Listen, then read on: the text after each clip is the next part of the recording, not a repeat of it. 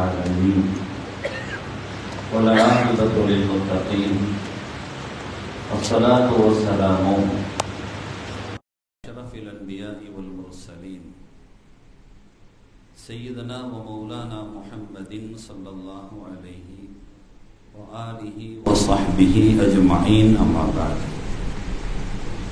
கண்ணியத்திற்கும் மிகுந்த மரியாதைக்கும் உரிய அல்லாஹ்வின் நல்லடியார்களே, அருளுக்குரிய ரமதானின் ஒரு 7வது தராவீஹுடைய தொழுகையை புனிதம் நிறைந்த இறை இல்லத்தில் நாம் எல்லாம் நிறைவு செலுத்தி அமர்ந்திருக்கக்கூடிய நம் அனைவர்களுடைய தொழுகை உள்ளிட்ட இதர வணக்கங்களையும் அல்லாஹ் கபூல் செய்தருள் புரிவானாக. ரமதானினுடைய ஏனைய பகுதிகளும் இறை பொருத்தத்தோடு அமைவதற்கும் நல்ல ஆரோக்கியத்தோடு அவைகள் நிறைவேறுவதற்கும் அல்லாஹ் தௌஃபீக் செய்வானாக. சங்கைக்குரிய பெருமக்களே, இறைமறை குர்ஆனில் கிட்டத்தட்ட 8.25 ஜுஸுகள் சரியாக நிறைவாகி இருக்கிறது. இன்னும் எஞ்சியிருக்கக்கூடிய இறைமறை குர்ஆனினுடைய வசனங்களையும் தராவீஹுடைய உயர்ந்த தொழுகையில் நாம் எல்லாம் ஓதுகிற செவிமடுக்கிற நற்பாக்கியத்தை இந்த ரமதானில் அல்லாஹ் பரிபூர்ணமாக தந்தருள் புரிவானாக. சங்கைக்குரிய பெருமக்களே, இன்று சூரா அல் ஆராஃப் ஓதப்பட்டு நிறைவாகி இருக்கிறது. சூரத்துல் அன்ஆம் ஏற்கனவே முடிந்து விட்டது. இன்று பரிபூரணமாக சூரத்துல் ஆராஃப் அதனுடைய ஆரம்பத்திலிருந்து கடைசி வரைக்கும் ஓதப்பட்டிருக்கிறது. சரியாக அல் ஆராஃப் 1.25 ஜுஸு, ஒரு நாளைக்கு 1.25 ஜுஸு ஓதுவோம். சரியாக 8.5 ஜுஸுல 7.5 ஜுஸுலேருந்து ஆரம்பித்தது. அந்த அறையிலிருந்து ஆரம்பித்து இங்கே 3/4 முடிஞ்சிருக்கு. 9வது ஜுஸுவில் 3/4 முடிஞ்சிருக்கு. அப்போ அந்த சூறா மாத்திரம் 1.25 ஜுஸு, ஒரு சூறா மாத்திரம் இங்கே ஓதப்பட்டிருக்கிறது. பல்வேறு செய்திகளை அது பொதிந்திருக்கிற அந்த வரிசையில் இன்று சுருக்கமாக நமது சிந்தனைக்கு ஒரு செய்தியை மாத்திரம் உங்களுக்கு முன்னால் வைக்கிறேன்.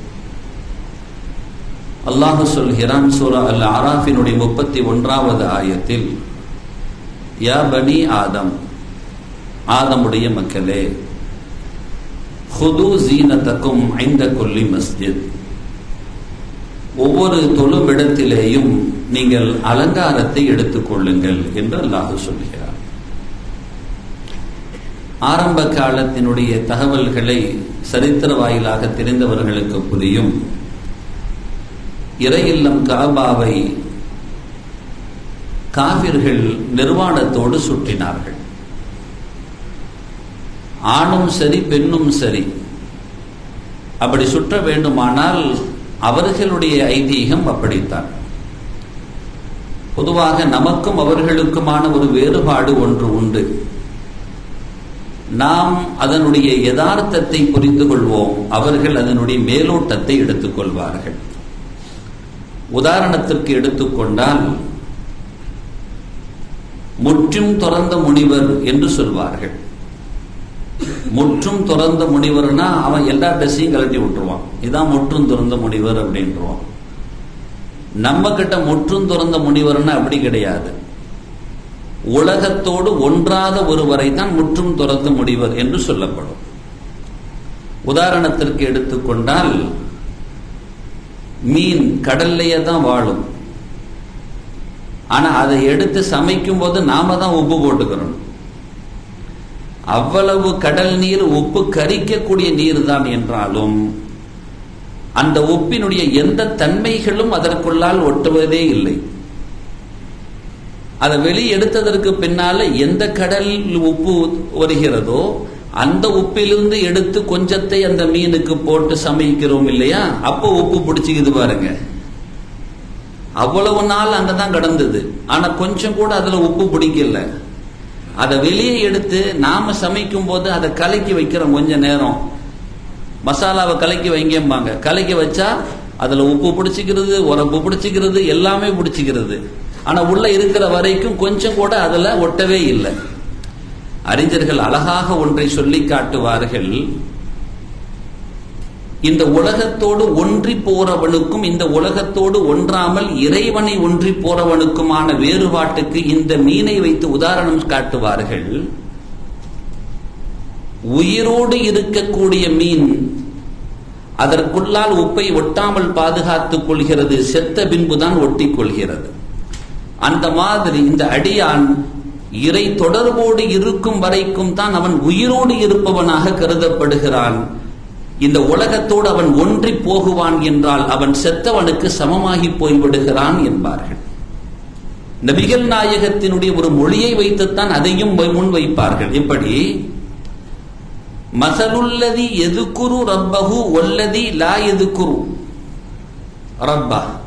அல்லாஹுவை திக்ரு செய்யக்கூடிய ஒரு மனிதர், அடியார், அல்லாஹுவுடைய நினைவு இல்லாத ஒரு அடியார், இருவர்களுக்குமான உதாரணம் என்ன தெரியுமா? நபிகள் நாயகம் ஸல்லல்லாஹு அலைஹி வஸல்லம் சொல்வார்கள், கமஸலில் ஹய்யி வல் மய்யிதி, உயிருள்ளவனுக்கும் செத்தவனுக்குமான உதாரணம்.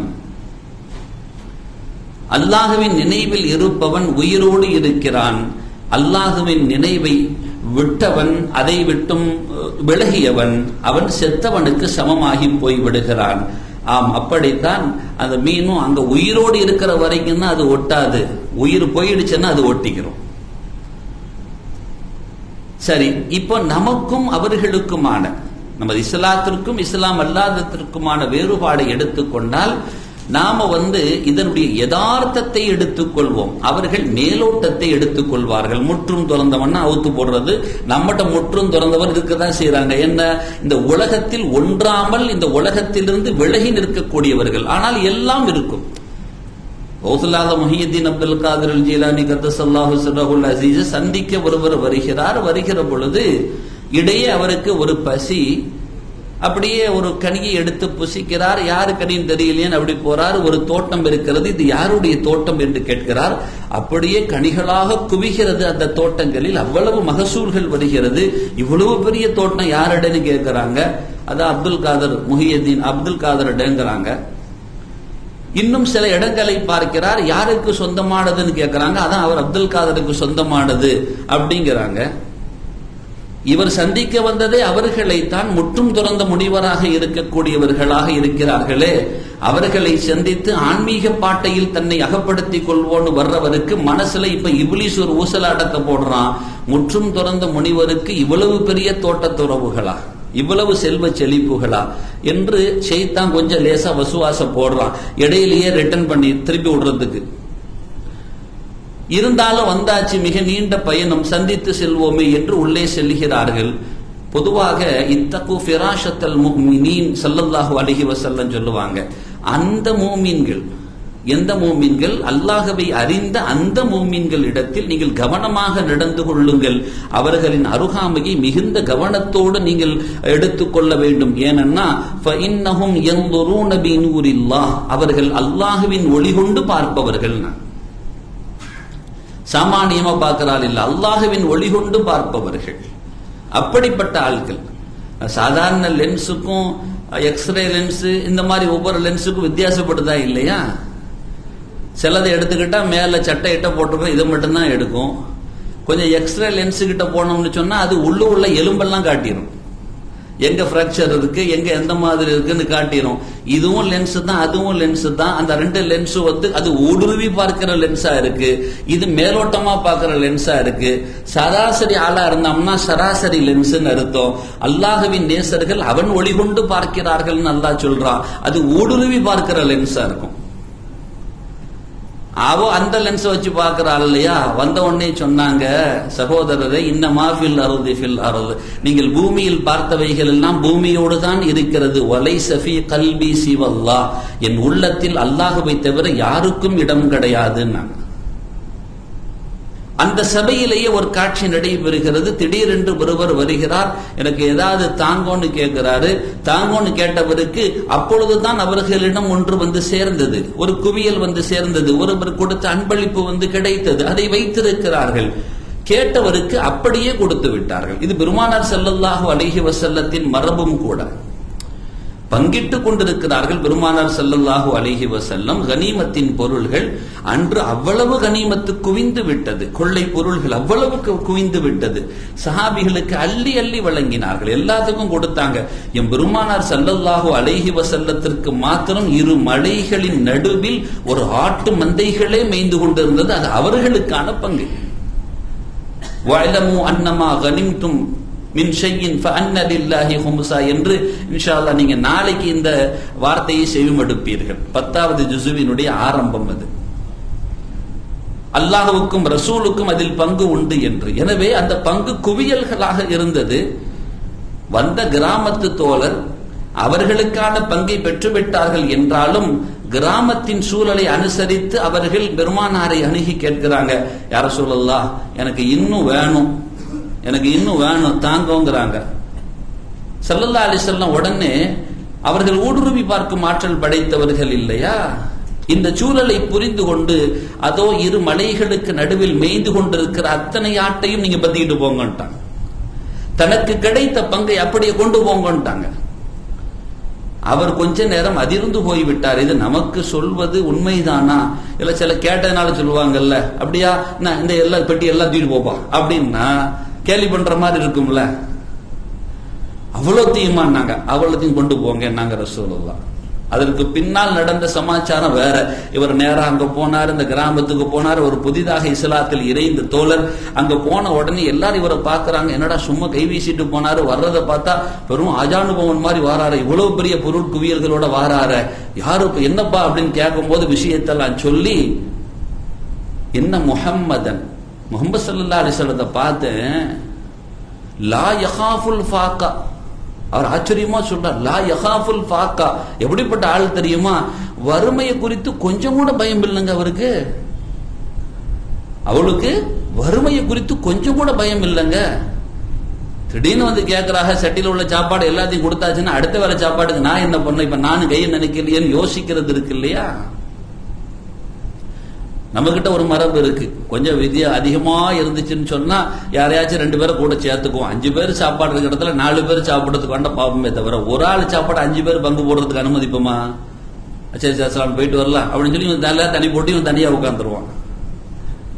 ரசூலுல்லாஹ் சொல்றாங்க, இன்ன முஹம்மதன் முஹம்மது ஸல்லல்லாஹு எப்படிப்பட்ட ஆள் தெரியுமா, லா யகாஃபுல் ஃபாக்கா, வறுமையை குறித்து பயமே இல்லைங்க. என் பெருமானார் குறித்து சஹாபிகளுக்கு தெரியும், இல்லத்தில் ஒன்றும் கிடையாதுன்னு சொல்லி. அது கொண்டு அவ மனைவிக்கு அன்னைக்காவது கொடுத்துருக்கலாம், நல்ல சாப்பாடு கொஞ்ச நாளைக்காவது சாப்பிடலாம். ஆனா எம் பெருமானாருக்கு குவியல்கள் வந்தால் சஹாபிகளுக்குத்தான் சந்தோஷமானது. எம் பெருமானாருக்கு குவியல்கள் வந்தால் சஹாபிகளுக்குத்தான் சந்தோஷம். எம் பெருமானாரின் இல்லத்தை ஒரு உணவு வந்து தட்டும் என்றால் அன்று மகிழ்ச்சி அடைபவர்கள் அஸ்ஹாபு சுஃபாக்கள், அந்த ஏழை தோழர்கள் தான் மகிழ்ச்சி அடைவார்கள். இன்னைக்கு எங்களுக்கு உணவு கிடைச்சிருச்சுமாங்க. யாரு வீட்டை தட்டுற உணவுக்கு? முஹம்மது ஸல்லல்லாஹு அலைஹி வஸல்லத்தின் வீட்டை தட்டுகிற உணவு இவர்களின் வயிற்றை நிரப்பிக் கொண்டிருந்தது. அப்படிப்பட்ட முஹம்மது ஸல்லல்லாஹு அலைஹி கொடுத்தாங்கல்ல. லைஸ ஃபீ கல்பி சிவல்லான்னு சொன்னாங்க கௌஸுல் ஆலம் முஹியுத்தீன் அப்துல் காதிர் அல் ஜிலானி கதஸல்லாஹு சிரஹு. என் உள்ளத்துல அல்லாஹ்வை தவிர யாருக்கும் இல்ல, எடுத்துட்டு போப்பான்னாங்க. சில நிகழ்வுகள் நடந்ததுன்னு வைங்களேன், சரி ஹைர். அப்ப முற்றும் துறந்த முனிவர்களாக யார் இருப்பார்கள்னா நம்ம கிட்ட இப்படித்தான். முற்றும் துறந்ததுன்னா ஆடையெல்லாம் அவுத்து போட்டு நிக்கிறதுன்னு அல்ல. ஆனா அவங்க அப்படி, அதனாலதான் அங்க காபத்துல்லாவில் ஆடையை அவுத்து போட்டு சுத்தினாங்க. பெண்களையும் கூட அப்படி சுற்ற வைத்தார்கள். இஸ்லாத்தின் பிடிகள் லேசாக வருகிற பொழுது இஸ்லாம் என்னைக்கும் சட்டங்களை தாறுமாறாக திணிப்பதில்லை. ஆனால் ஒழுக்க விஷயத்தில் இஸ்லாம் ஒரு நாளும் காம்ப்ரமைஸ் ஆகாது. சிலதுல கடுமையான சட்டம் போடும்னா ஒழுக்கம், அதுதானே வள்ளுவன் சொல்லி இருக்கிறார்ல, ஒழுக்கம் வெளுப்பம் தரலாம், ஒழுக்கம் உயிரினும் ஓம்பப்படும். உயிர் முக்கியமா ஒழுக்கம் முக்கியமான்னு பார்த்தா ஒழுக்கம் தான்ப்பா முக்கியம், உயிர் 2வது தாங்கிற அளவுக்கு தான் ஒரு யோகியன் இருப்பான்னு வள்ளுவர் சொல்றாரா இல்லையா? சுனாமி நேரத்தில் இலங்கையில சில பெண்கள் இறந்தார்கள், சில இளவயது பெண்கள் இறந்து போனார்கள். அந்த சுனாமி கடுமையா பாதிக்கப்பட்ட இடத்துல ஒரு பொருளைகளை வழங்குவதற்காக சில பகுதிகளுக்கு நாங்கள் செல்ல வேண்டிய சூழல் இருந்தது. அப்படி போனா நிறைய பிணங்களாக இருந்தது. அப்படி எல்லாம் அப்பதான் அதை கிளீன் பண்ணிக்கிட்டு இருக்கிறாங்க, எல்லாத்தையும் எடுத்துக்கிட்டு இருக்கிறாங்க, குவியல்களாக 2004 இல்லையா, அந்த சமயம் அங்கே இருந்த தருணம், சுனாமியினுடைய அந்த சின்ன சுவடு, அதாவது அதனுடைய கடலிலிருந்து நேரடியாக வருகிற அந்த சுவடு, அந்த தண்ணீர் இருக்குத, அது என் காலையும் லேசாக தொட்டது. அந்த ஓரத்தில் நின்று கொண்டு இருந்தோம். அப்பொழுது உடனே நாங்கள் அங்கிருந்து பயணிற்று சட்டுன்னு மலையில பிடிச்சி ஏறி மேல போய் கீழே பார்த்தோம்னா நாங்க ஏறி வந்த பைக்கை இழுத்துட்டு போகுது. அதை நேரடியாக காட்சிகளை கண்டு கொண்டிருந்தோம். அப்போ அது அந்த சில பெண்கள், அப்ப அந்த ஊர் மக்கள் சொல்றாங்க, அதிகமான சில இளம் பெண்கள் இறந்து போனதற்கான காரணம் என்ன தெரியுமா? பனைமர உயரத்திற்கு சுனாமியின் பேரலைகள் எழுந்தது. அதில் அடித்து கொண்டு போன அந்த பெண் பிள்ளைகள் அப்படியே பிடித்து கொண்டார்கள் அதனுடைய கிளைகளை. விஷஜந்துக்கள் எல்லாம் ஆங்காங்கே இருக்கிறது என்றாலும் அவர்கள் தண்ணீர் இறங்குகிற பொழுது கீழே பார்த்தால் அவர்களின் மேனிகளில் ஆடை அவிழ்த்து கொண்டு போய்விட்டது. வழி இல்லாமல் கையை விட்டு அவர்களும் மாய்ந்து போனார்கள். அது ஆடையெல்லாம் கலைச்சிட்டு போயிடுச்சு. அந்த மரபு சார்ந்த பெண்கள் தங்கள் ஆடைகள் போய்விட்டதேங்கிற அந்த விரத்தில கையை விடுறாங்க, கீழே விழுறாங்க, அடித்து கொண்டு சென்றார்கள் அப்படின்ட்டு. ஒழுக்கம் விழுப்பம் தரலாம், ஒழுக்கம் உயிரினும் ஓம்பப்படுங்கிறத, தன் கற்பொழுக்கம் அப்படிங்கிறதுல அந்த பெண்கள் அவங்க அதுல மாய்த்து கொண்டார்கள். இது தற்கொலைக்கு சமமானதல்ல, அவர்கள் சிந்தனைகள் இழந்த தருணம் அது என்றுதான் முடிவு செய்ய வேண்டும். சரி, ஹைர். அப்ப இஸ்லாம் அந்த ஒழுக்கத்துல காம்ப்ரமைஸ் பண்ணவே செய்யாது. அந்த ஒழுக்கம் சரியாக பேணப்பட வேண்டும். அதனாலதான் சட்டத்தை போட்டுச்சு. இதுக்கப்புறம் நீங்க பள்ளியினுடைய முதன்மை பள்ளியாக இன்ன அவ்வள பைத்தின் ஊதி அலின்னாஸ், மக்களுக்காக முதலில் எழுப்பப்பட்ட ஆலயம் இறை இல்லமான கஅபா. ஒரு சட்டத்தை துவக்க வேண்டுமானால் அதனுடைய முகாமையில் இருந்து தானே துவங்க வேண்டும்.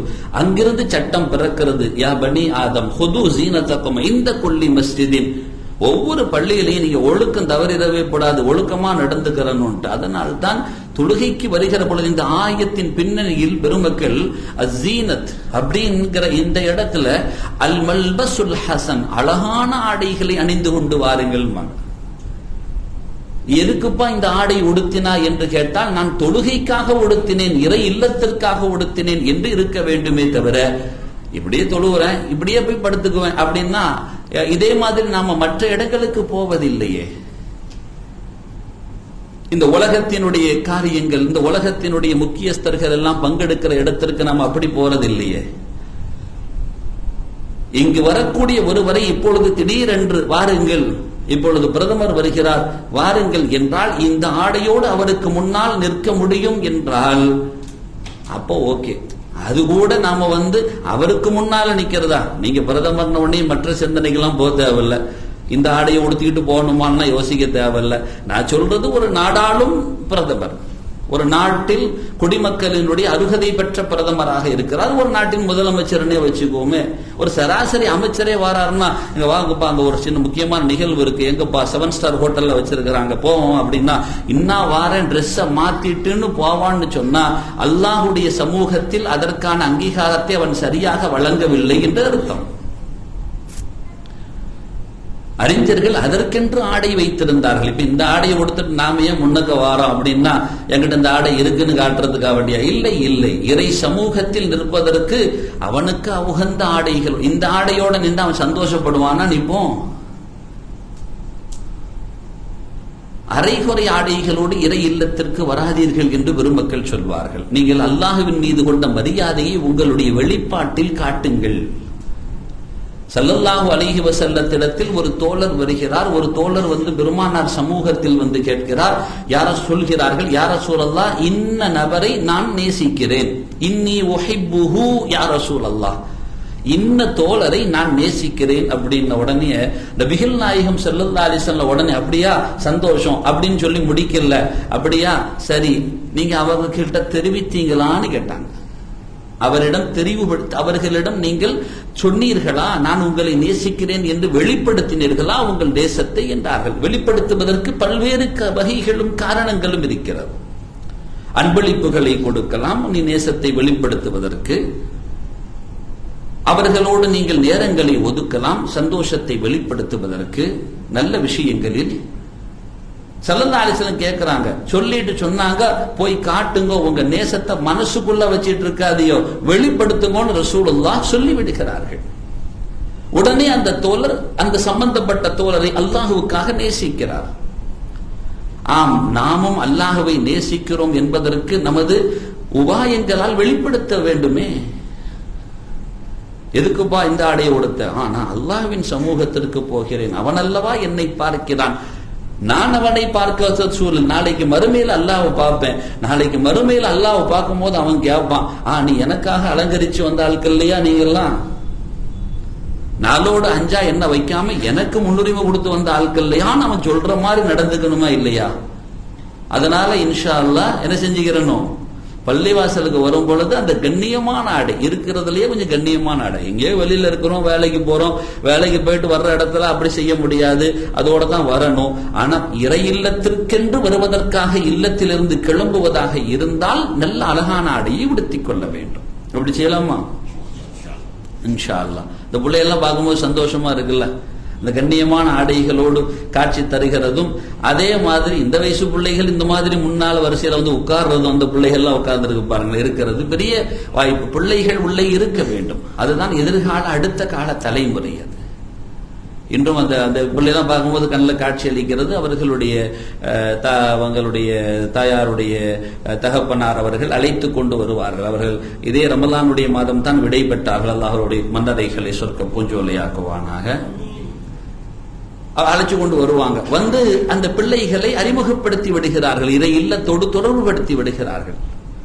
சரி, ஹைர். ஸல்லல்லாஹு அலைஹி வஸல்லம் வரவே இருப்பாங்க. பெருமானார் யாராச்சும் அவங்க பிள்ளைகளோடய வந்துட்டு இருப்பாங்க இல்லையா? வரலன்னா திடீர்னு கேட்பாக, என்னாச்சு உங்க புள்ள என்னாச்சுன்னு கேட்பாக. கையில பிள்ளைய பிடிச்சிட்டு வருவாங்க. அந்த தோழர் திடீர்னு இல்லைன்னா என்ன ஆச்சு அப்படிம்பாக. அப்படி விசாரிப்பாக ரசூலுல்லாஹ். அந்த மாதிரி நாமளும் கேட்கணும், சகோதரர்கிட்ட எங்க பிள்ளைய காணமே அப்படின்னு கேட்கணும். அதுல ஒரு மகிழ்ச்சி இருக்கு. சரி, ஹைர். அப்போ அழகான அல் மல்பசுல் ஹசன், அழகான ஆடைகளை உடுத்திக் கொண்டு வர வேண்டும், உயர்ந்த நறுமணங்களை பூசிக்கொண்டு வர வேண்டும், தலை மறைத்து கொண்டு வருதல் கலன்சுவா இஸ்லாமிய அடிப்படை. அதை சில பேர் சிதைச்சு வச்சிருக்கிறான். எவன் சொன்னானோ அவன்லாம் தொப்பி போட்டுட்டு தான் இருக்கிறான். ஆனா சொன்ன தான் கிட்ட உள்ள எல்லாத்திட மண்டையும் கழட்டி விட்டான், அவன் போட்டிருக்கிறான். எந்த பிள்ளையெல்லாம் போடலன்னா மறுப்பதற்காக போட்டது ஆட்கள் கிடையாது. உடனே அங்க பார்க்காதீங்க, அவங்க மறுத்து வீசினவர்கள் அல்ல, வெறுத்து வீசினவர்கள் அல்ல. சில பேர் வம்பா நிக்கான், போடவே கூடாது, கலட்டி தான் வீசுவேன்னு நிக்கிறான். அது மகா பெரிய மட்டமான சிந்தனை. அது அப்படி செய்யக்கூடாது. இஸ்லாத்திலேயே இல்லைங்கிறான். அட இல்லாதது நீ எம்ப போட்டுக்கிட்டு இருக்கிற, உன் மண்டையை விட்டு கலட்டவே மாட்டேங்கிறிய, அது ஒண்ணு இருக்குல்ல. அதையாவது பார்த்தீங்க திருந்தினானுவலா, இல்ல அவன் மண்டையில தொப்பி அள்ளி வீசினானுவலா, அதுவும் இல்லையே. சரி, ஹைர். அது அவங்களுடைய நசீப், அதுக்கு நாம் என்ன செய்ய முடியும்? அல்லாஹ் நம்மளை கண்ணியமா வச்சிருக்கிறான்னு நம்ம அல்லாஹ்வுக்கு ஷுக்ர் செஞ்சுக்கிட்டு போகணும். சரியா? ஹைர். அப்ப அல்லாஹ்வுடைய வீட்டில் மிகுந்த கண்ணியத்தோடு. சரி, ரெண்டே செய்திகளோடு நான் முடித்து விடுகிறேன். ஒன்றாவது, நபிகள் நாயகம் ஸல்லல்லாஹு அலைஹி வஸல்லம் அவர்கள் பள்ளியை கூட்டி பெருக்கிய சுத்தப்படுத்திய நபரை தேடி சென்று சந்தித்தார்கள். எங்கம்மா அந்த ஆளை காணோம், வளமையா பள்ளியை சுத்தப்படுத்துவாள், எங்கம்மா ஆளை காணோம், வஃபாத் ஆயிட்டாங்க. ஏமா சொல்லல, இது ஆரம்ப கட்டங்கள்ல, ஏமா சொல்லல, எங்கம்மா வாங்க போவோம்னு சொல்லிட்டு கூட்டு போய் ரசூலுல்லாஹ் அந்த கபரடியில நின்று, அவங்க முன்னாடி நின்று சஹாபிகளை பின்னாடி நிக்க வச்சு தொலை வச்சு எல்லாம் முடிச்சுட்டு கொஞ்ச நேரம் மௌனமா இருந்தாங்க. மௌனமா இருந்துட்டு சஹாபிகளை பார்த்து சொன்னாங்க, அவங்க உம்மு மிஹஜன் ஆளு, எப்படிப்பட்ட ஆளு தெரியுமா? உள்ள கேட்டேன், என்னம்மா எப்படி இருக்கிறியான்னு ரசூலுல்லாஹ் பேசினாங்களா. எப்படி இருக்கிறம்மான்னு கேட்கும் போது அல்லாஹ் தஆலா இதாக்கி வச்சான், ஈடேற்றப்படுத்தினான். எதை கொண்டுன்னு கேட்கும் பொழுது பள்ளியை கூட்டி பிறக்கிறத வச்சு பாதுகாப்பு கிடைச்சிருச்சுன்னு சொன்னாங்க ரசூலுல்லாஹ். அதே மாதிரி இப்னு அபி ஷைபாவுல ஒரு ஹதீஸ் இடம்பெறும். ஸல்லல்லாஹு அலைஹி வஸல்லம் கான யத்பஉ குபார் அல் மஸ்ஜித் பி ஜரீதத்தின். ஸல்லல்லாஹு அலைஹி வஸல்லம் ஒரு குச்சியை வச்சுக்குவாங்களாம், வச்சுக்கிட்டு பள்ளிக்கு வருந்தோறும் என்ன செய்வாங்களாம், அப்படியே வந்து நேரா அப்படி பார்த்துக்கிட்டே வருவாங்களாம். பார்த்துக்கிட்டு பள்ளிக்குள்ள நுழைஞ்ச உடனே, நம்ம பள்ளிக்குள்ள நுழைஞ்ச உடனே எங்க உட்கார்றதுன்னு தானே யோசிக்கிறோம். அவங்க ரசூலுல்லாஹ் உள்ள நுழைஞ்சோன்னு பார்த்துட்டு அப்படியே பார்த்துட்டு எங்கேயாச்சும் தூசி இருக்கான்னு பார்த்து அதை அப்படியே எடுத்து கிளீன் பண்ணுவாங்களாம். இதை ஃபாலோ பண்ணி சஹாபிகள்ல சில பேர், தாபிகள்ல, நம்ம இமாம்கள் அறிஞர்கள்ல என்ன செய்வாலாம், துணியை வச்சுக்குவாலாம். அவங்க வீட்டுல துணியை கொண்டு வருவாலாம். துணியை கொண்டு வந்து அந்த தூசியை அப்படியே துடைப்பாலாம். அப்படி இந்த தூசி இருக்கா அப்படின்னு அதை பார்த்து இப்படி துடைப்பாலாம். அப்படியே தொடச்சி அந்த துணியை பத்திரமா வச்சுக்குவாலாம். இதெல்லாம் பள்ளிவாசல் தூசியை தொடச்ச துணின்னு வச்சுக்குவாலாம். ஒரு சாட்சிக்கு இருக்கணுமேனு சொல்லி அல்லாஹ்வுடைய சமூகத்துல சாட்சிக்கு சாதாரண துணியா பள்ளியுடைய தூசியை துடைச்ச துணிப்பான்ட்டு. ரமதானுக்கு முன்னால நம்ம இளைஞர்கள், சின்ன பிள்ளைகள் தான் என்ன செஞ்சாங்க, அந்த பள்ளிகளை ஃபுல்லா சுத்தம் பண்ணாங்க, கிளீன் பண்ணாங்க, செஞ்சாங்க. பிள்ளைகள் இருக்கிறாங்க, பிள்ளைகள்லாம் சரி ஹைர் சரியா. ரசூலுல்லாஹ் பள்ளியை அசுத்தப்படுத்துற ஆளை பார்த்து கோவப்படுவாங்க. பள்ளிவாசல் அசுத்த பார்த்து கொஞ்சம் முகம் சுழிச்சாங்க ஒரு நாள். என்ன இது, யார் இப்படி பண்ணி வச்சா? அப்ப இந்த மாதிரி கார்பெட்லாம் கிடையாது, மண் தரத்தான துப்பிட்டாக, யாரோ துப்பி வச்சுக்கிறாங்க, காரல் கிடக்குது. அதை பார்த்த உடனே ஸல்லல்லாஹு அலைஹி வஸல்லத்துக்கு கொஞ்சம் அப்படியே இஹ்மர்ர வஜ்ஹு, முகம் சிவந்து போச்சு. அப்படியே பாக்குறாங்க, கோவப்பட்டுட்டாங்க. ரசூலுல்லாஹ் பண்ணிட்டு அதை சிங்கும் போதே ஒரு பெண்மணி, அன்சாரி பெண்மணி வந்தாங்க. அதை அப்படியே மூடி விட்டு அதை எடுத்து விட்டு அந்த இடத்தை சரிப்படுத்தின உடனே மா ஹசனஹாதா, என்ன அழகா செய்யறாங்க பாருங்க, என்ன அழகா, இதுதான் இப்படித்தான் செய்யணும்னு நாங்க ரசூலுல்லாஹ் இப்படித்தான் செய்யணும். பள்ளிவாசலுக்குள்ள அசுத்தப்படுத்திட கூடாது, நம்மளால ஒரு அசுத்தம் உள்ள வந்துடக்கூடாது. அதனாலதான் காலை நல்லா கழுகிட்டு சுத்தமாயிட்டு உள்ள வரணும். இங்க துடைக்கிற இடத்துல என் காலுடைய தூசியெல்லாம் துடைச்சிட்டு போவேன், பள்ளிக்குள்ள துடைச்சிடாதீங்க. அது வச்சிருக்கிறது அந்த இடத்துடைய பாதுகாப்புக்காண்டி வச்சிருக்கு. ஆனா உள்ள தான் துடைக்கிறதுக்கு வச்சிருக்குன்னு காலை துடைச்சிட்டு வந்துடாதீங்க. வெளியிலேயே நல்லா சுத்தப்படுத்திட்டு பள்ளிக்கு வரும் பொழுது நான் சுத்தமா வருவேன், என் தூசி ஒன்று இங்கே ஒட்டாது, முடிந்தால் இங்கிருந்த தூசிகளை நான் வெளியேற்றி விட்டு செல்வேன்னு வரணும். அதான் இறை இல்லத்துக்கு நாம கொடுக்கிற அழகான மரியாதை. வீட்டில் கூட தொழும் இடத்தை சுத்தமாக வைத்துக் கொள்ளுங்கள், மனமாக வைத்துக் கொள்ளுங்கள் ரசூலுல்லாஹி ஸல்லல்லாஹு அலைஹி வஸல்லம் சொன்னாங்க. ஒரே ஒரு ஹதீஸ் உங்கள் கவனத்திற்கு, மன் அஹ்ரஜ அதம் மினல் மஸ்ஜித், நல்லா கவனிக்கணும், இப்னு மாஜாவுல இடம்பெற்ற ஹதீஸ், மன் அஹ்ரஜ அதம் மினல் மஸ்ஜித், பள்ளியிலிருந்து யார் ஒரே ஒரு மக்களுக்கு துன்பம் தரக்கூடிய ஒரு குச்சியா இருக்கலாம், ஒரு சின்ன கல்லா இருக்கலாம், அல்லது தூசியா இருக்கலாம். தூசி கூட துன்பம் தர்றது தானே, அது மூக்குள்ள போச்சுன்னா ஒத்துக்காதுலயா, சைனஸ் ப்ராப்ளம் இருக்குல்ல, அதான் இருக்கலாம்.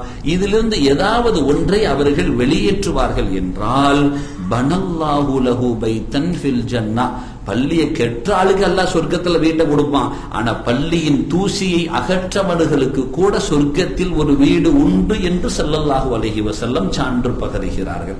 இதெல்லாம் தாண்டி உங்களுக்கு ஒரு சந்தோஷமான செய்தி, நாளைக்கு ஹூரனியனுக்கு பொண்டாட்டிக்கு மகரு இந்த பள்ளியிலிருந்து வெளியேற்றக்கூடிய தூசி தான் ரசூலுல்லாஹ் சொல்றாங்க.